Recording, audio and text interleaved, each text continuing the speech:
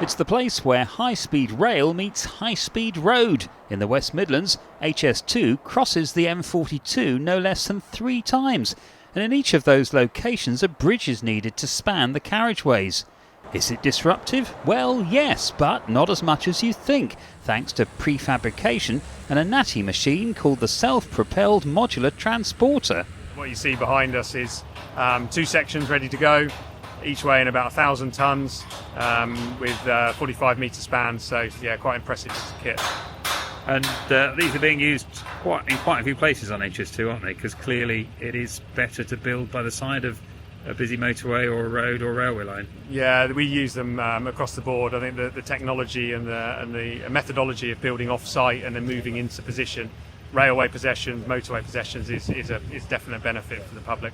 And that's meant 9 planned closures has been reduced to just 5, and 3 of them are happening over the next 3 months, starting this weekend. And this section, close to Water Orton in North Warwickshire, is one of those places.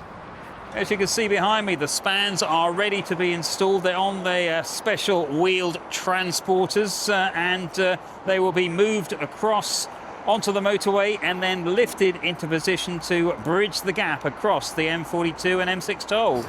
Well, here at Water Orton, unfortunately, we do need to close the motorway to install the spans, but at the M6 South Viaduct, we're actually using launching techniques. So building the asset, the bridge offline, and actually pushing it out over the motorway, in some cases while the motorway is still operational.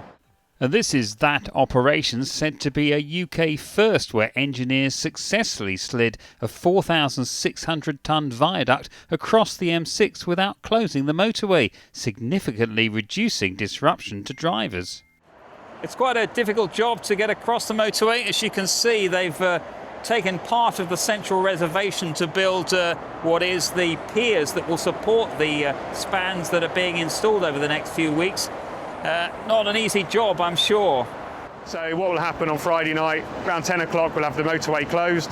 The sections will move out under the self-propelled transporters they're sat on, out onto the carriageway. At that point, they'll be jacked up to their installation height and then positioned over the permanent bearings. They'll be lowered onto those permanent bearings, and then the rest of the weekend, the teams will spend ensuring that the segments are fixed, grouted, and any tensioning work is undertaken. At the same time, the transporters will come off site and we'll make sure the carriageway is in a safe condition to hand back to the travelling public on Monday morning. This part of the HS2 route is called the Delta Junction, which allows trains to go into Birmingham from London, out of Birmingham to the north, and straight from London to the north. Although it's being built, currently there are no plans to run HS2 trains from Birmingham Curzon Street to places like Manchester. This map shows the myriad of bridges, flyovers, cuttings and embankments that make up the Delta Junction. Here you can see exactly how HS2 interfaces with the region's motorway network. Further down the M42, another bridge is being installed, this time a twin-box bridge close to the National Exhibition Centre. This crossing is using a different construction method, but again it's heavily reliant on off-site prefabrication of 175 concrete beams. 50 of them have already been installed during a motorway closure in June. This weekend, even more of them will be put in place. So the same weekend as we install spans on Water Orton, we'll be planning to install 44 further beams on that structure. Those beams are in a local storage area. We'll close the motorway and we'll start installing those beams over the course of the weekend with a target to hand back the motorway by early hours of Monday morning. And this is what the bridge will look like when it's complete. It's close to HS2's interchange station, which will serve the airport and the National Exhibition Centre. The station's located on a site called Arden Cross, which is due to be developed with new homes, offices and an innovation district.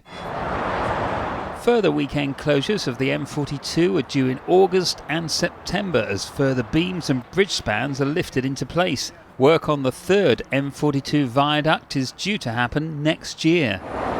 Well, I do hope you've enjoyed this look at the HS2 viaduct installations. If so, please like and share, and please don't forget to subscribe. It's free and you'll be the first to hear when new films are published. Thanks again for watching, and see you soon.